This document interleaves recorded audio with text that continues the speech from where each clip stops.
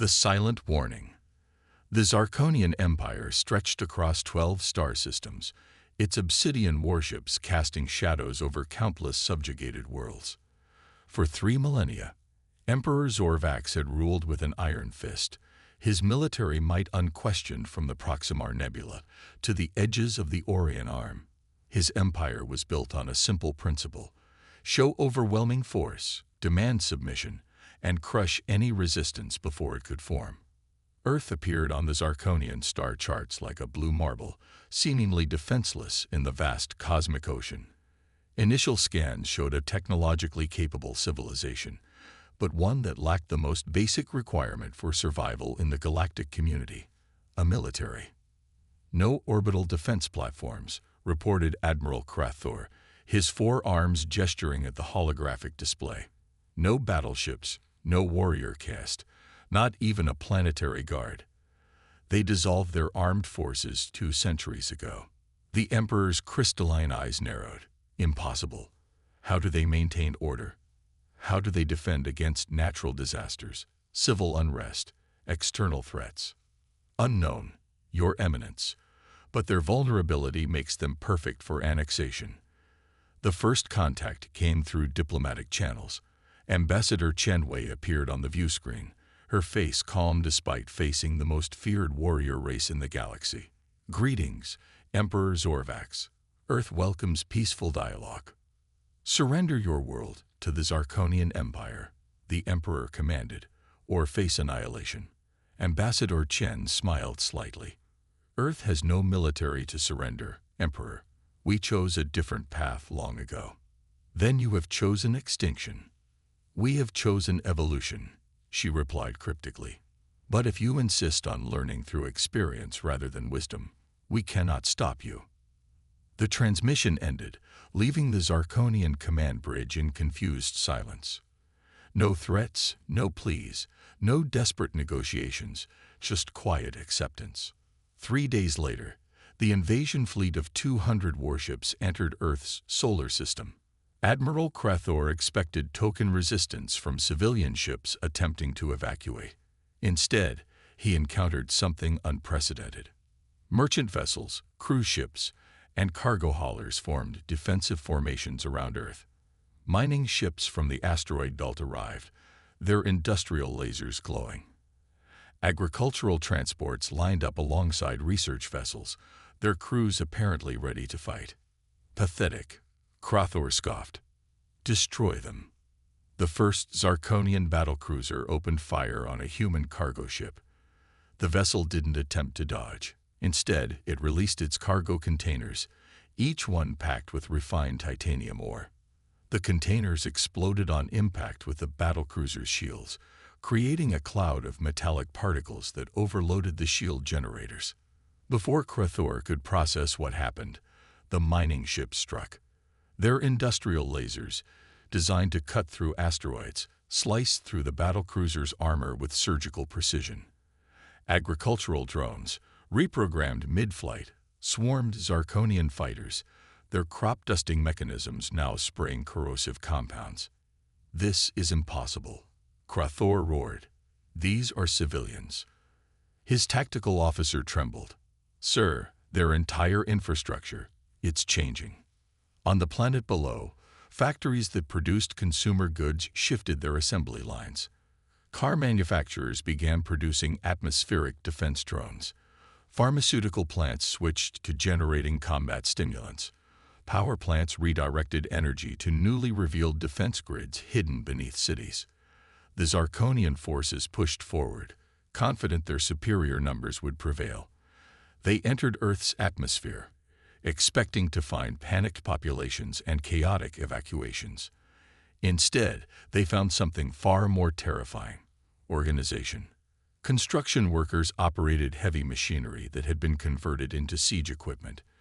Teachers coordinated civilian movements with military precision. Doctors set up field hospitals that doubled as command centers.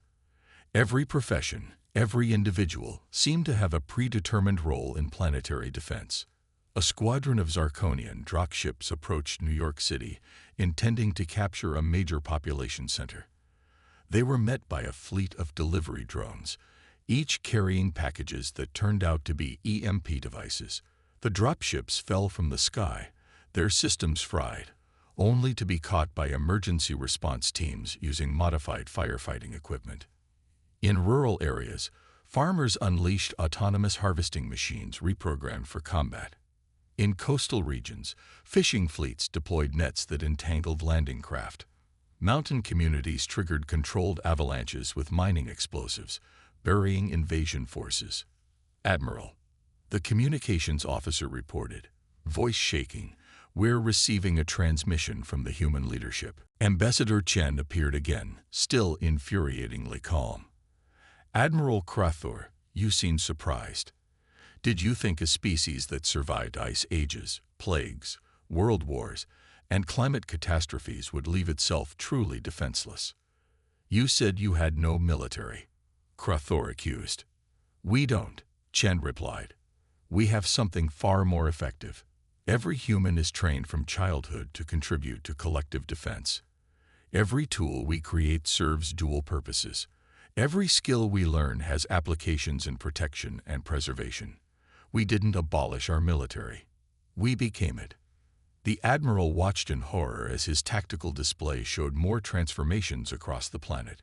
Hospitals became fortresses, schools turned into strategic command centers, and public transportation systems revealed hidden military capabilities.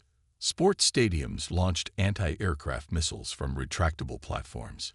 Even children's playgrounds contained hidden defensive systems, operated by parents who moved with practiced efficiency.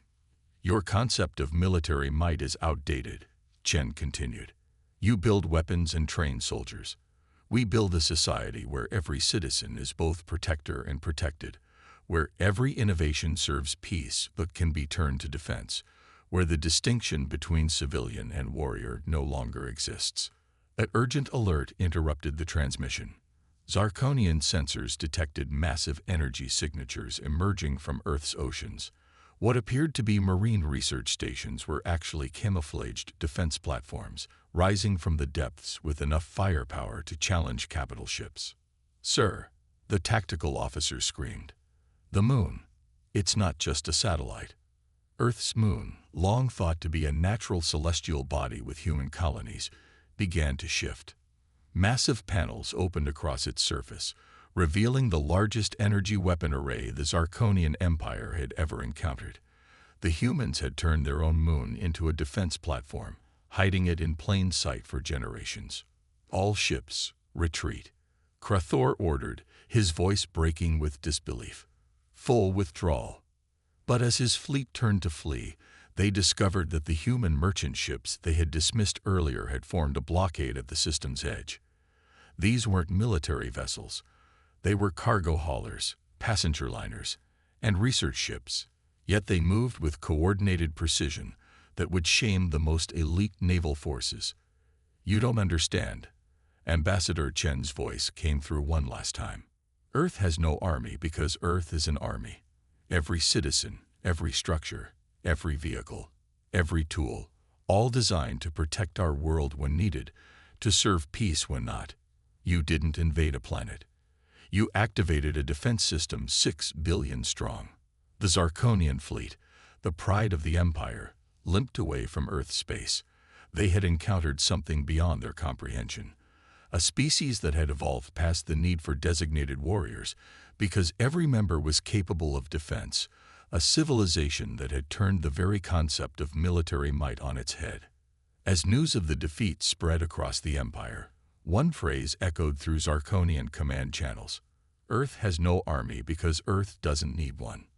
Earth itself is the army."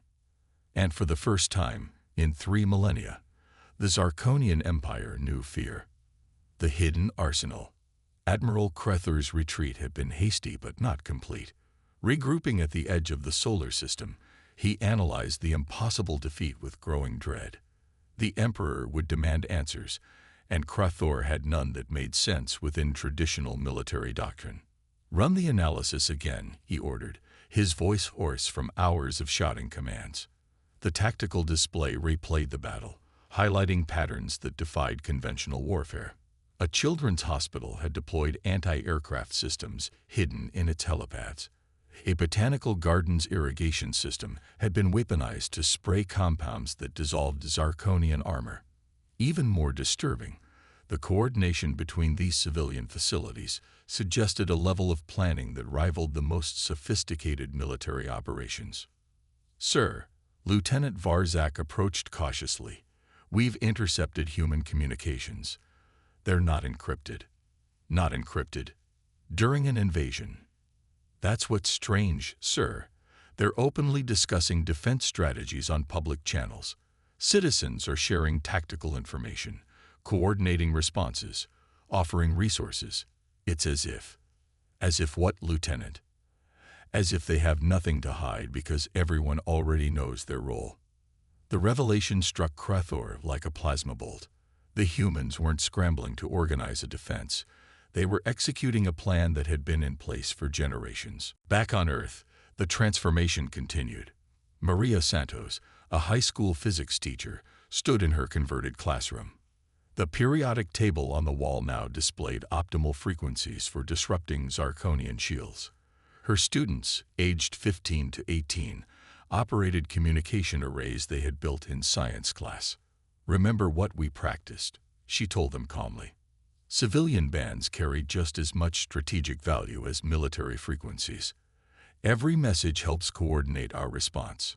Across the city, Dr. James Chen performed surgery in a hospital that had revealed its true nature. The MRI machine doubled as a powerful electromagnetic pulse generator. The pharmacy's chemical stores could be rapidly converted into defensive compounds. Even the cafeteria had been designed with dual purposes. Its industrial kitchens could produce either meals or chemical weapons. In the subway tunnels beneath New York, commuters moved through passages that served as bomb shelters and command centers. Train operators like Sarah Williams had trained for years in emergency protocols that went far beyond normal safety procedures. Downtown Express, now serving as mobile command unit, she announced over the intercom, "All passengers, prepare for defensive operations." The passengers didn't panic. They knew their roles. The Zirconian forces, monitoring these activities, struggled to comprehend the scale of preparation. This wasn't a military operation, it was a societal one. "Admiral," the intelligence officer reported, "we've made a discovery. The humans dismantled their traditional military forces 200 years ago, after their last global conflict. We know this. It's why we thought them weak. But, sir, they didn't eliminate their defense capabilities. They distributed them. Every citizen receives basic tactical training as part of standard education. Every profession includes emergency response skills. Every piece of infrastructure is designed with defensive capabilities." Krathor's mandibles clicked in agitation. "You're saying their entire civilization is one massive military installation?" "More than that, sir. Their philosophy seems to be that the best defense isn't a standing army, but a society where every member is invested in protection. They call it Distributed Defense Initiative, or DDI. Meanwhile, the second wave of Zirconian forces attempted to establish a beachhead in rural Kansas. They expected minimal resistance from agricultural communities. Instead, they encountered farmers like Robert Martinez, whose combine harvester revealed hidden armor plating and crowd control systems. "This land's been in my family for 6 generations," he said, directing autonomous tractors that corralled Zirconian ground troops. "You think we wouldn't protect it?" The Zirconian soldiers found themselves outmaneuvered by vehicles designed for farming but engineered for defense. Irrigation systems created mud traps. Grain silos launched chaff that confused targeting systems. Even the scarecrows contained sensor arrays that tracked enemy movements. In Silicon Valley, tech workers initiated protocols that turned the entire region into an electronic warfare zone. Data centers became cyber fortresses, launching digital attacks that crippled Zirconian systems. Social media platforms transformed into coordination networks for global defense. They're using cat video servers to distribute military-grade encryption, a bewildered Zirconian tech specialist reported. Their entertainment systems are doubling as weapons platforms. The turning point came when Zarkonian forces encountered what they assumed would be their easiest targets, a retirement community in Florida.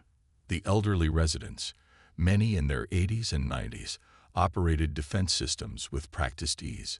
"Sonny," said 92-year-old Betty Morrison, directing a converted golf cart that now sported anti-armor capabilities, "we've been preparing for this our whole lives." Every generation adds to the plan.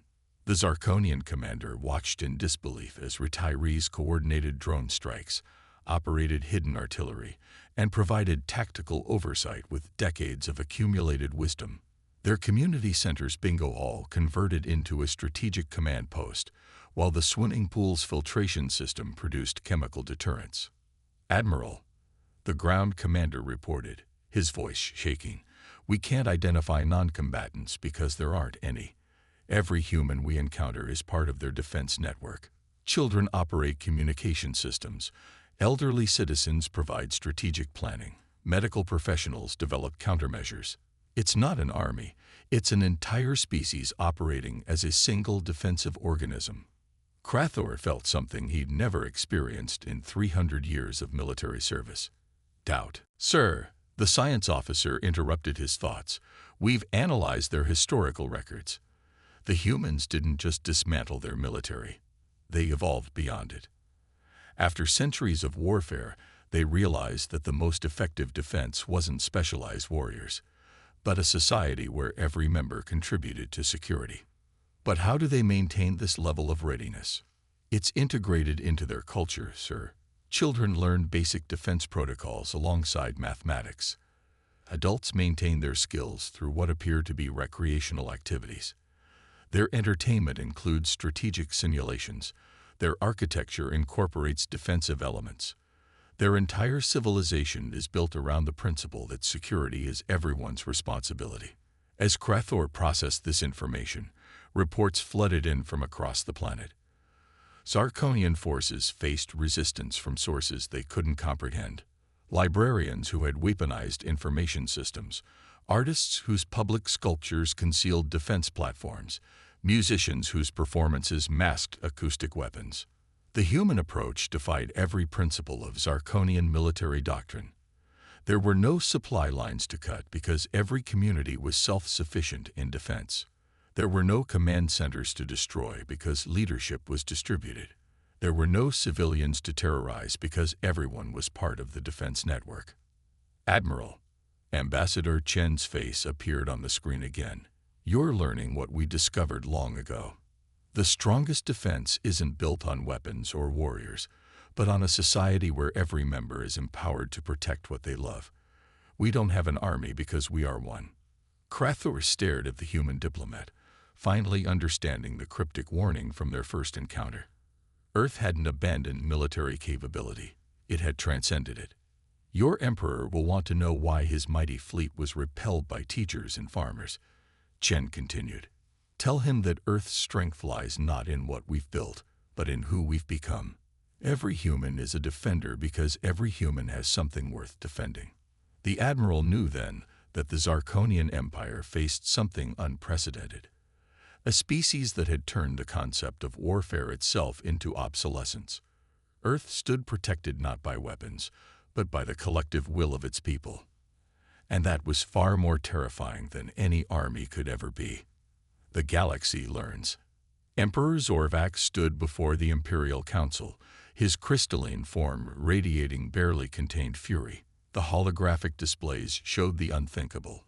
His invasion fleet in retreat, his ground forces scattered, his reputation shattered by a planet that claimed to have no military. "Explain," he demanded, his voice echoing through the chamber, "how the mightiest armada in the galaxy was defeated by civilians." Admiral Crathor, bearing the scars of shame, stepped forward. "Your Eminence, they are not civilians in any sense we understand. The humans have created something unprecedented. A defensive organism composed of their entire species." "Nonsense. Show me their weapons, their commanders, their battle plans." "That's just it, Your Eminence. Everything is a weapon. Everyone is a commander. Their battle plans are woven into the fabric of their society itself. The Emperor's rage gave way to cold calculation. Then we shall overwhelm them with numbers. Mobilize the entire Imperial fleet. We will glass their world from orbit if necessary. But as the Zarkonian Empire prepared for total war, something unexpected happened across the galaxy. Other species, long oppressed under Zarkonian rule, began to take notice of Earth's example. On Rigel VII, the insectoid Rixtar analyzed humanity's distributed defense model. Their hive mind structure made them perfect candidates for adaptation. Within weeks, Rixtar workers began cross-training in defensive protocols, their colony infrastructure redesigned for dual purposes. The aquatic Malorians of Proxima Beta studied Earth's oceanic defense platforms. Their underwater cities began implementing similar principles, turning every citizen into a potential defender of their watery realm. Even the pacifist Vendari, who had surrendered to the Zarkonian Empire without resistance, found inspiration in humanity's approach. Their philosophy of nonviolence evolved to include active defense of their communities. As word spread, a remarkable transformation began across the galaxy. Species after species started adopting elements of Earth's distributed defense doctrine. The Zarkonian Empire, built on the principle of centralized military might, found itself facing a new kind of resistance, one that couldn't be defeated by destroying armies or capturing leaders. 3 months after the failed invasion, the Imperial fleet assembled at the edge of Earth's solar system. 5,000 warships, representing the combined might of the Zarkonian Empire, prepared for a final assault. "Your Eminence," Admiral Krathor reported, "the humans are aware of our presence. They're not attempting to negotiate or evacuate." "Of course not," Zorvax sneered. "They know they cannot win against such overwhelming force." But as the fleet advanced, they encountered something unexpected. Ships began emerging from hyperspace, not human vessels, but those of other species. Rixtar high ships, Melonian deep space leviathans, even Vendari peace cruisers, all taking positions alongside Earth's defenders. "What is this?" the Emperor demanded. A transmission came through, not from Earth, but from the assembled alien fleet. The speaker was Hive Queen Zixra of the Rixtar.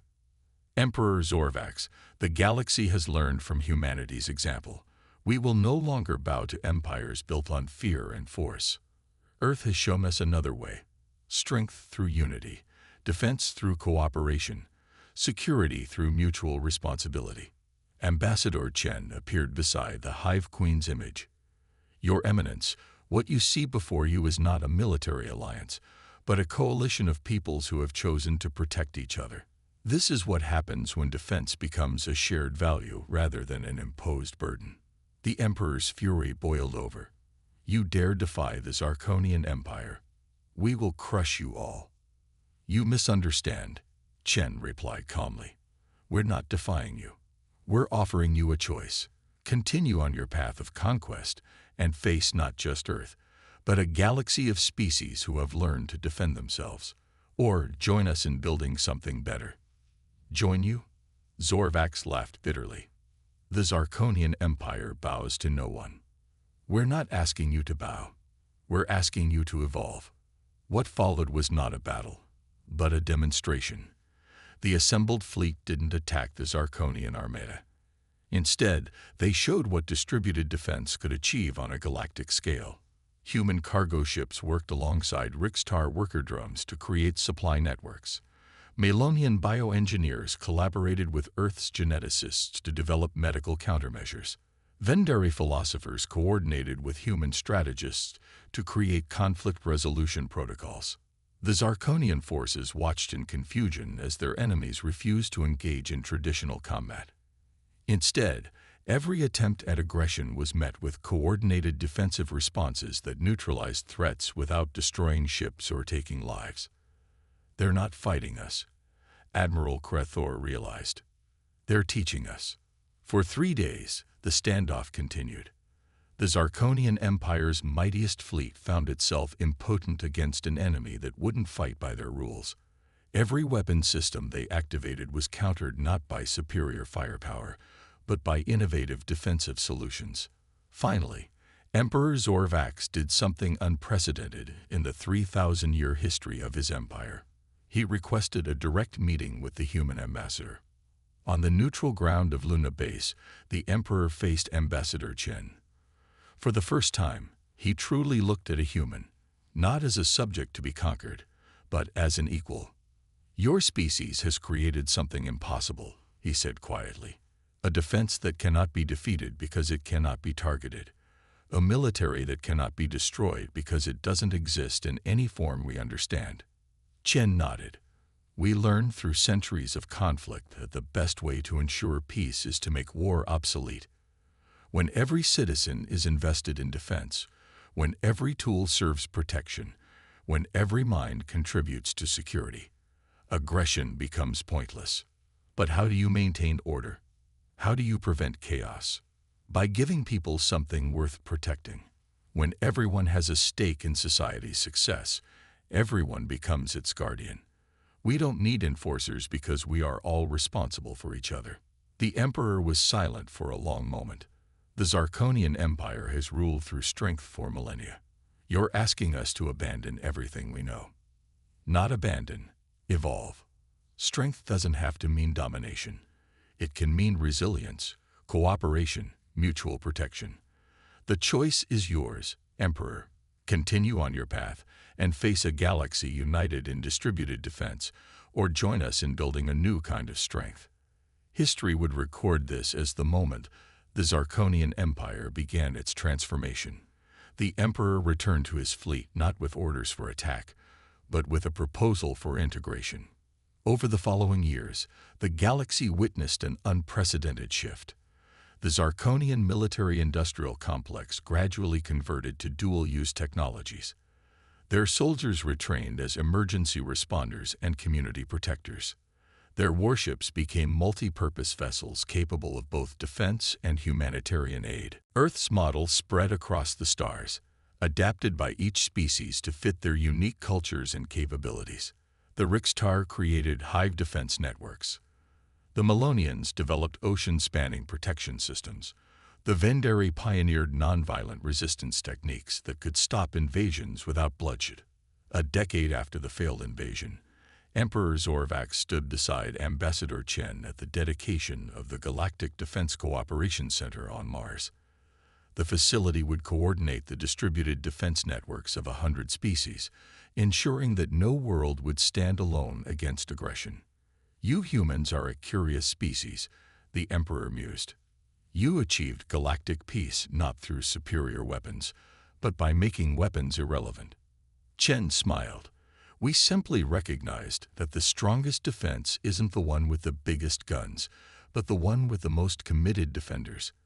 When everyone is responsible for security, security becomes everyone's strength."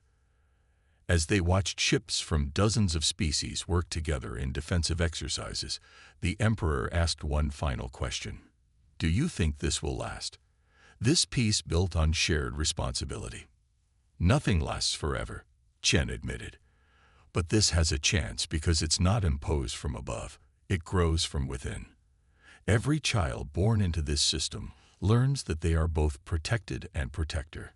Every innovation serves dual purposes. Every community strengthens the whole. As long as people have something worth defending, they'll find ways to defend it together." The galaxy had learned Earth's greatest lesson. True strength lies not in the ability to destroy, but in the capability to preserve. And in learning this lesson, the galaxy itself became humanity's greatest ally. The Zarkonian Empire's transformation from conqueror to cooperator marked the beginning of a new era. Wars didn't disappear entirely, but they became increasingly rare as more species adopted the distributed defense model. After all, it's hard to conquer a world where every citizen is a defender, every tool is a potential weapon, and every community is a fortress. Earth had shown the galaxy that the most powerful army isn't the one that marches in formation, but the one that lives in every home, works in every field, and teaches in every school. The humans hadn't abolished war. They had evolved beyond it. And in doing so, they had secured not just their own future, but the future of countless worlds across the stars. The era of empires built on military might was over. The age of distributed defense had begun.